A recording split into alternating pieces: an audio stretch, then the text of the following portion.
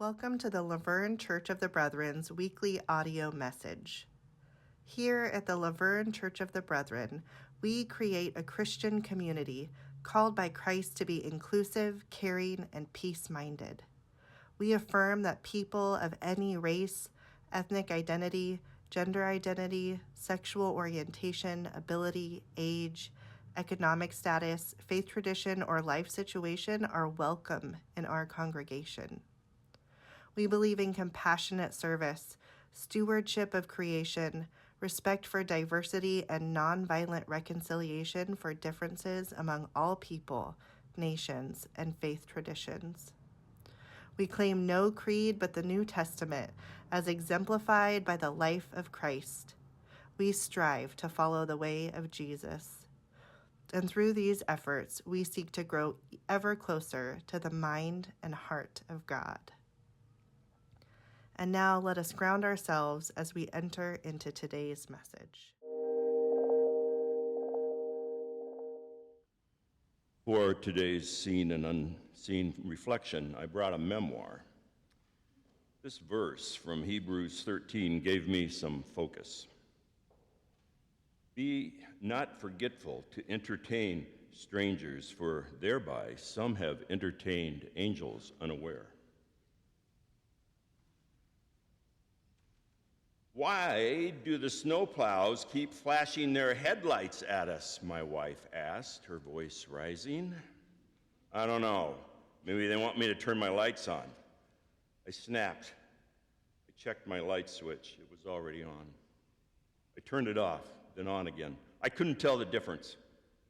But I knew, and my wife knew, Glenda, we knew what it meant. Another snowplow met us and flashed the same coded message: get off the road. I ignored it and kept driving. I had plans. Back in January, we had plans for a meeting in March with friends to observe sandhill cranes. For years, I'd heard remarkable stories of thousands of migrating cranes stopping along the Platte. Driving through this spring snowstorm out on the Nebraska prairie wasn't part of my plan, but tickets were already purchased. Our friends were waiting for us. I drove on. As the snow kept falling, roads kept getting closed. Twice, the GPS altered our route. We'd been driving for hours since leaving Denver. Heavy snow was still falling, causing the wheels to spin, even causing our rental car's rear end to fishtail as we crossed the slick spot on the road. We were still hours from the crane habitat and our vacation rental. I gripped the wheel, grit my teeth, and drove, looking for any place to get off the road and just take a break. In a few miles, we came upon a wide farm lane. Pulling over, I stopped the car, opened my door, and mumbled, I'll check the headlights. Outside, I shook my legs out and stretched. My brain ached. My body felt numb. I leaned in the car as I hobbled around to the front. The lights were on, of course. For a moment, I stood there and took some deep, cold breaths. Snow was falling. The wind was blowing. I wanted the roads to clear, the drive to end. All I could do was keep moving. Got back into the car. The lights are working. I'm going to need a rest stop soon, my passenger told me. Well, it'll be a while. Curtis is 30 miles away, and I'm driving as fast as I can. Okay, she said. Put the car in gear. The wheels spun, snow on ice flew, and we were back on the highway, moving again. Curtis, Nebraska, population 889, sits atop a rise over Medicine Creek. On the peak of that rise, in the middle of town, the Great Plains service station sells gasoline. Their sign said they also did oil changes, some plumbing, and served hot dogs and fresh pizza. I pulled up to their gas pump and stopped. Glenda hurried inside. While I filled the gas tank, I wondered how much longer we would be on the road. According to my phone, it would take 2 hours and a few minutes with clear roads through a snowstorm. Who knew how long? 3 hours more? Would we need to change routes again? Who knows? Just as the pump clicked off, a semi-truck passed, headed our direction, east. I suspected a trucker would have a good idea of the road and the weather conditions. Still make it, I decided. I replaced the hose nozzle and headed inside. Glenda met me at the door. The clerk told me there's a motel in town. She gestured to the middle-aged woman behind the counter. The clerk adjusted her glasses and flashed me a smile from under her red cap. Her hoodie displayed a name tag that read Gabriella. Just call me Gabby. Over there, that's Ralphie. She pointed across the store to another counter where a man massaged some pizza dough. Ralphie raised his hand and pointed a finger. Hi there. I forced a smile, but I was speechless, stunned by Glenda's implied suggestion. My mind began to explode. Stopping now would jeopardize our whole trip. We could get snowed in here. I paid for the tours. I paid for the vacation rental. We rented a car. There were still cars on the road, and there was still daylight left. I wasn't ready to quit. And I wasn't ready to talk about it in front of some strangers. Besides, what kind of motel would you expect to find in this town? Took a breath. I think we should talk about this in the car. Gabby, may I have the restroom key? All the air left the room. It was as if I'd become invisible. Glenda turned on her heel and stalked out the door. Gabby stared at the screen as she slid the key across the counter. Across the store, Ralphie pounded the pizza dough like a punching bag. I took refuge in the men's room. As I returned, I grabbed a Diet Coke and a sack of peanut M&Ms, my standard road fare, and set them on the counter with the key. That's all? Gabby asked, eyes still on her screen. I handed her some cash. Yep. Well then, please be careful out there. I hear it's pretty rough going. I heard footsteps behind me. Turned and found Ralphie at my elbow. In a hushed voice, he said, Sir, they say it's really getting bad out there. Hope you and your missus are safe. And he returned to his counter. Thanks. I took the change, gathered my snacks, and turned to the door. My mind was made up, I thought. I appreciated their concern, but I wasn't going to change it. I felt some remorse, though, about how I discounted their advice. So, as I pushed the door open, I paused and looked back at Gabby. At least leave them with some hope, I thought. Where did you say the hotel is? Instantly, in unison, Gabby and Ralphie answered, straight down the street and on the right-hand side. Can't miss it. Okay, thanks. Pushed the door open again, and my left hand happened to read my watch. 10 minutes after 5. Outside, it was snowing even harder now. Dark clouds filled the sky. I realized it would be pitch black before we could get off the road, and that's when I started to waver. Back in the driver's seat, I set my Coke in one cup holder, the M&Ms in the other. Glenda saw the snacks. After 50 years of marriage, I have learned a few things. That was it. I could read her body language shouting at me, and I changed my mind. They said the motel is just down the road. Shall we see what it looks like? Her smile felt like redemption. To my delight, the hotel was up to date, reasonably priced, and most important, there was a room. The manager, a young man wearing an orange turtleneck and green hair, checked us in. Then the desk phone chimed. He took the call. Then he hung up the phone and commended us on our decision. Well, you're not getting anywhere on that highway tonight. That was the sheriff. Highway's blocked. A semi hit some ice and flipped over east of town. The only wrecker is in McCook and won't get here until tomorrow. Sheriff's asked me to go collect the driver and some woman from Omaha whose car went in the ditch after the truck flipped. That just happened? I said, recalling the semi that passed the service station. Yeah, just happened. Okay, here's your room key and your credit card. I'm Michael. I'll be back soon. Let me know if you need anything. You should be able to get some dinner in town at Martha Joe's. She makes a pretty good patty melt. At Martha Joe's, we discussed all the events of the day, and in that last hour, it made me think. I'd wanted to handle it all, scout out a route, outsmart the weather, complete our trip. But it would have ruined it if I'd have kept going. It was as if guardian angels had been watching over me. The next morning, we woke up to a bright sun and a clear sky. Outside, a radiant blanket of snow covered the town. Sparkling light shined everywhere, filled me with hope. We showered, we dressed, we packed the car. The storm was over. We went to breakfast. Around tables in the motel lobby, guests gathered for its standard petit déjeuner, a choice of cold cereal, yogurt, toast, oranges, bananas, or waffles from an electric skillet.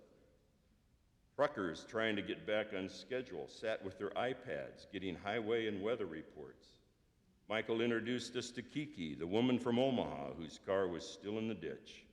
Once the wrecker arrived from McCook, he would take her back to her car, help her get it going, then send her on to Denver. Interstate 80 was closed. The overturned truck still blocked Highway 23. At the table, we snowbound travelers exchanged ideas as we discussed how to get back on the road. Fellowship grew as travelers shared plans and had laughs about the previous day. It was a fellowship that was born by the helpful acts of Michael and the warnings expressed by Gabby and Ralphie. Thanks to them, lives were moving forward with the least possible stress. There was one other highway out of town. It started us on our route that took us to our destination in time to make our viewing appointment at the bird blind on the Platte. We saw thousands of sandhill cranes landing along the stretch of the shore to roost. Thousands was no exaggeration. Our guide told us that the aerial count on this section of the river was 17,000 cranes. A low, mumbling buzz of excitement flowed through our blind as our group gushed with delight at the sight. Then it stopped. For on the dry sandbar just off our shoreline, a pair of whooping cranes landed. Nearly as tall as humans, their landing with legs extended and their 7-foot wingspan was breathtaking. Then in perfectly matched step, they slowly paraded along the sandbar. Both heads turned in unison as if they were royalty reviewing the masses, or maybe angels watching over their charges. Their dignified bearing, the image they projected, represented how, as a child, I'd imagine the angels in the Bible. Now, of course, I know angels can appear in many forms. And now, when I enter a truck stop, motel lobby, or even a church pew, I look at people and see them and wonder, couldn't that person be an angel? Couldn't there be a spark of love in them, waiting to burn into something selfless and vibrant, create something beautiful? Could that spark be in me? In you? Should we wonder, or should we just try and find it? Maybe we just need to act.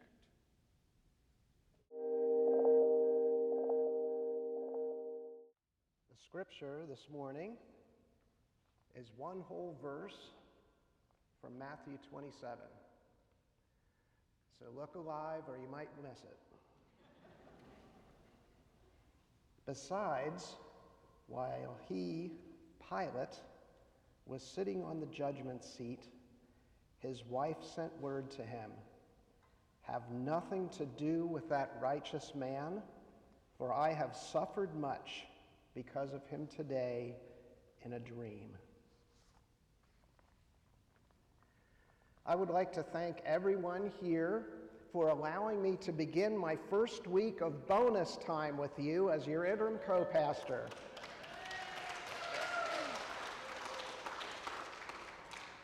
I feel like I'm getting to know some of you better, and that is helping my current ministry, and it's also making planning to offer additional ministries more possible. On a selfish note, this past week I had an enjoyable bike ride with some folks from Hillcrest, which was much preferable to loading up a U-Haul truck and heading back to Phoenix, where today the high temperature is forecast to be 112. Now, I have noticed that you are pretty liberal here with heat advisory warnings. There's a heat advisory whenever the high temperature is around 90 degrees. In Phoenix, we call weather like that March. But it's good to be careful.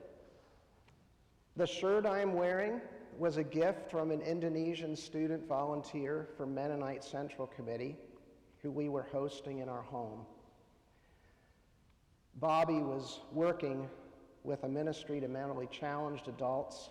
I was touched by the gift of this shirt, but I was also unpleasantly surprised to learn that my size in Indonesia is XXX extra large. My preaching assignment this week has been challenging. There's one verse in the Bible that mentions Pilate's wife. You just heard it. Have nothing to do with that righteous, innocent man, for I've suffered much because of him in a dream. Now, I have a suspicious mind.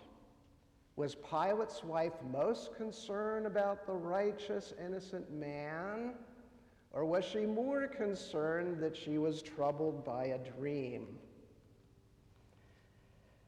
Part of my problem is I don't have much respect for Pilate, Herod, Caesar, any of those guys. They were not honorable men.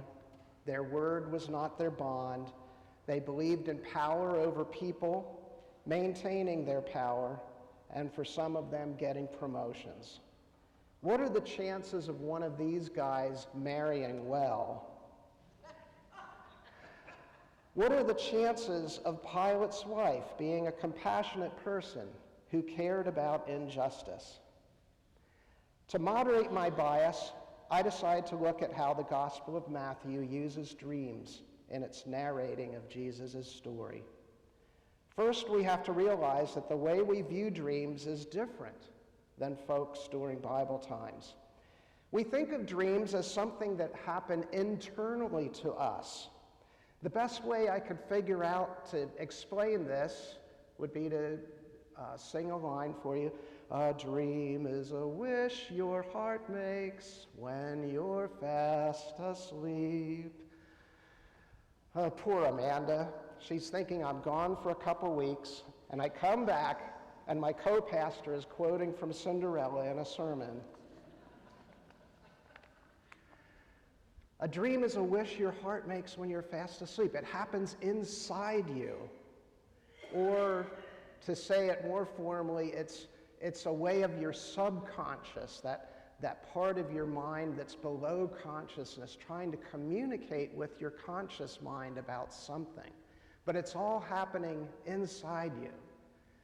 Now, people in the Bible didn't look at dreams that way.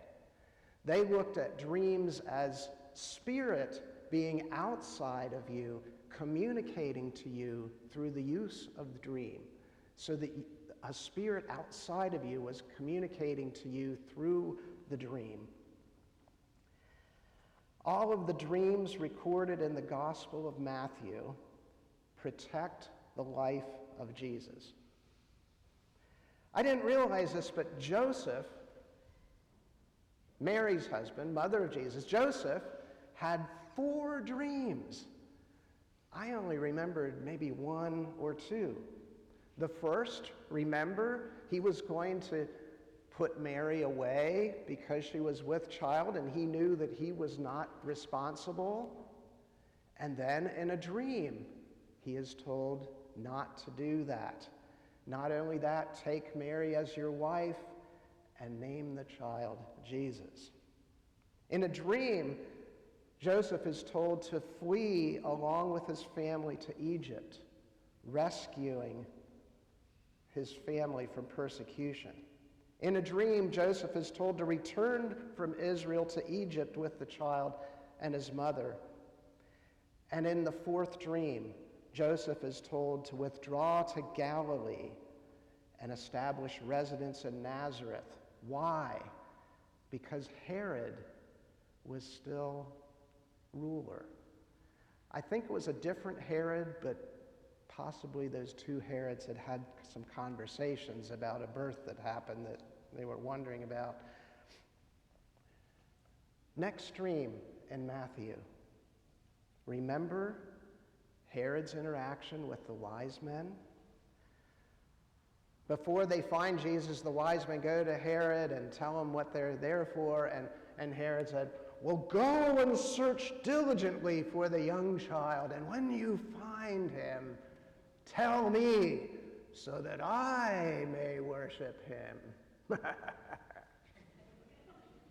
Well, he maybe didn't do it that way, but then the wise men were told in a dream to avoid crossing paths with Herod again. All these dreams are protecting the life of Jesus. And now, Pilate's wife's dream have nothing to do with this innocent, righteous man, because I've been troubled in a dream. Now, a little more about Pilate. He was not an honorable man. He incurred the wrath of the Jews under his charge by putting up posters of Caesar and minting coins with graven images of Caesar, which was against one of the 10 Commandments, if you'll recall, and using that as the coin of the realm. And at every turn, he was reminding them that Caesar was Lord and not Yahweh. After the time of Jesus, Pilate was involved with an incident with Samaritans, which he brutally killed some Samaritans, and he was recalled to Rome. And there he himself faced a trial. And he was asked by the Caesar of the time to kill himself because he had dishonored the empire. The Caesar at the time was Caligula. How bad do you have to be an embarrassment to Caligula? If you don't know anything about Caligula, Google it when you get home. How do emperors and dictators get people to kill themselves on their orders? Here's how I think it happened. Kill yourself, or we're going after your son or your daughter or all your family. This is what Caesars through Putin have done. It's amazing the coincidence of how many of Putin's critics fall out of windows from tall buildings, often hospital buildings. It's such a coincidence, so many of them. And I think that's the choice they're given. Do this, or we're going after your family. So that information about Pilate was provided to us by the Greek historian Eusebius. Now I will read everything that Eusebius and Josephus, the other Greek historian, everything they have to say about Pilate's wife. Should I read it again? There's nothing. However, there is an early church tradition in the Ethiopian Orthodox Church and the Eastern Orthodox Church that Pilate's wife converted to Christianity after his death. Now, I'm a part of educational training in the West. I've been trained by Eurocentric Western thinkers. Now, am I going to believe the non-mention by Josephus and Eusebius, or am I going to believe the traditions of the Ethiopian and Eastern Orthodox churches? I tend to side with the West, right? But I did run across this other story that made me reconsider. There's this tribe in South Africa known as the Lemba. This tribe, for years and years, has followed an oral tradition that they have come from the Middle East, from the land of Israel, and they have followed all the Orthodox traditions, including circumcision and observing the Passover and killing things and preparing them in a kosher manner. And there they are, way down in South Africa, and not in a city in South Africa either, out in the bush somewhere. And for years and years, researchers have interacted with them and heard the stories, their oral traditions, and they, yeah, right. You're way far away from the Middle East. There is no way that you could be descended from the people of Israel and be way down here all these years later. It can't be true. You learned these things from somewhere along the way. And then there was a researcher who spent a month with them and thought, wow, there's so many things that they know about the tradition. Could they have really discovered this from a book or from people telling them?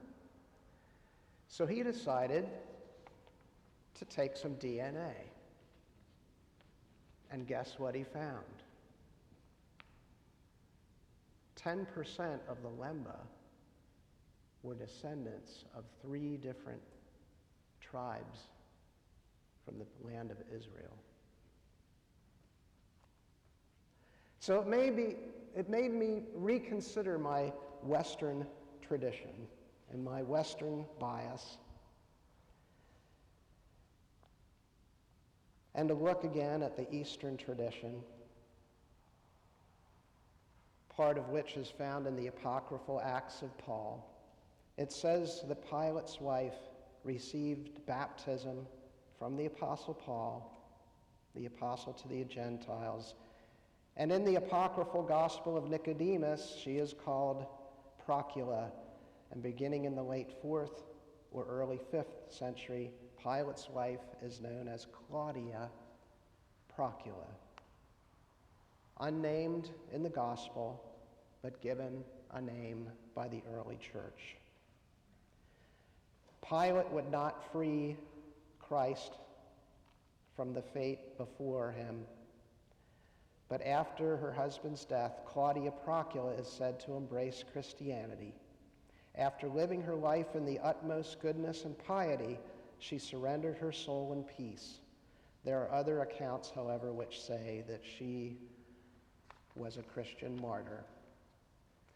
So I present to you Pilate's wife, Claudia Procula, who spoke up to help an innocent, righteous man, Jesus the Christ, because she had a troubling dream.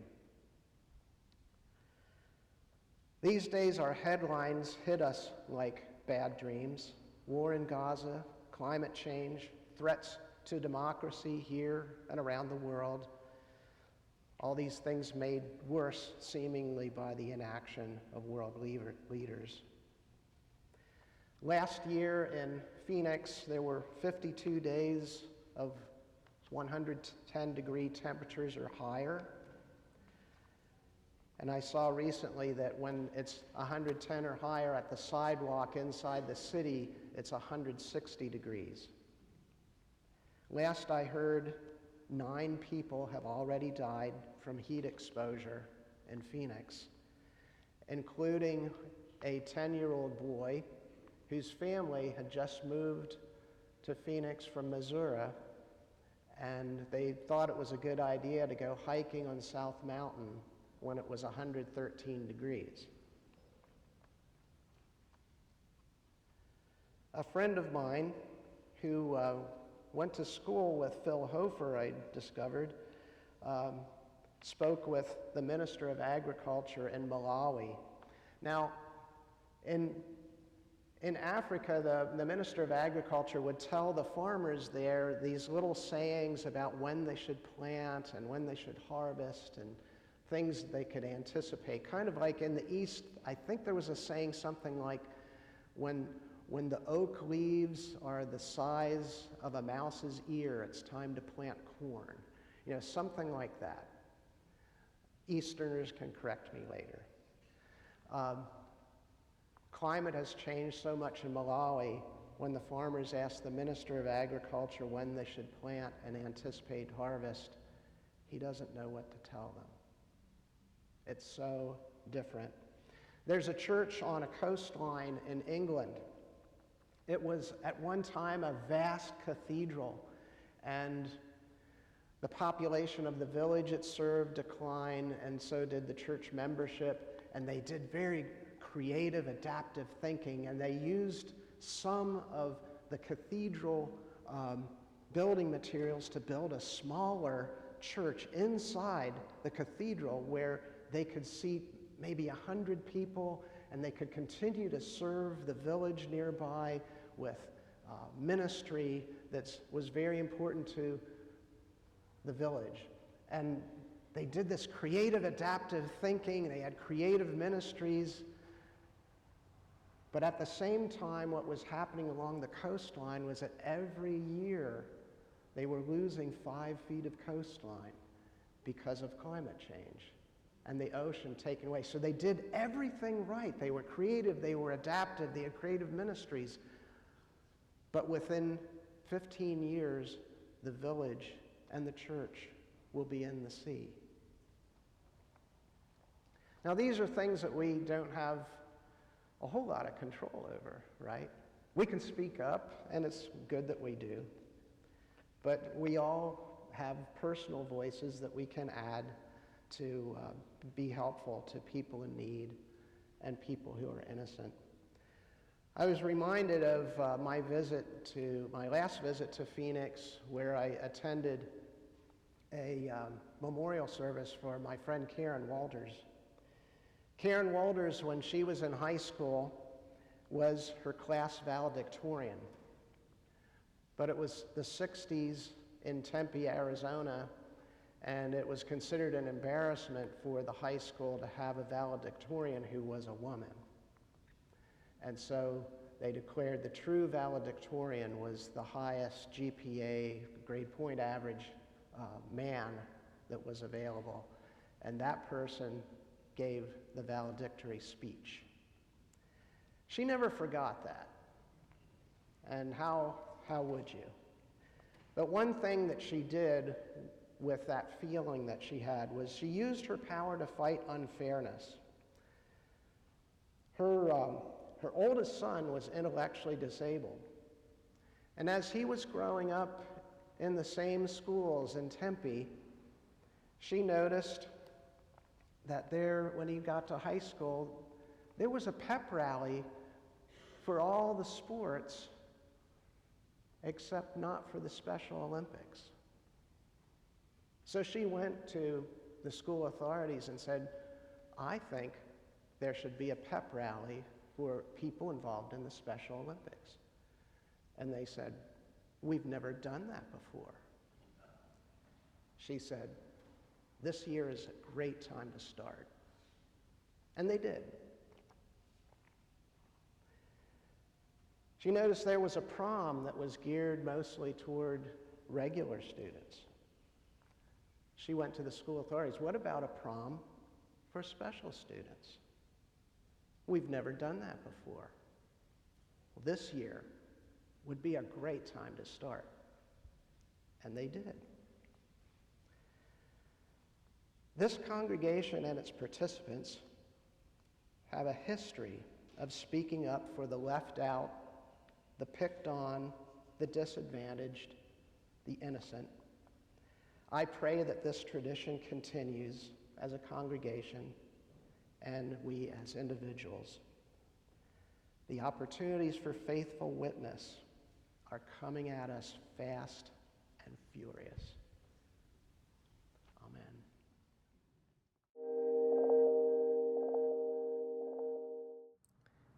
We're so glad that you listened to the message today. If you're looking for an open and affirming, peace-loving, and justice-seeking congregation, consider visiting us for in-person worship on Sundays at 9:30 a.m. We'd love to meet you.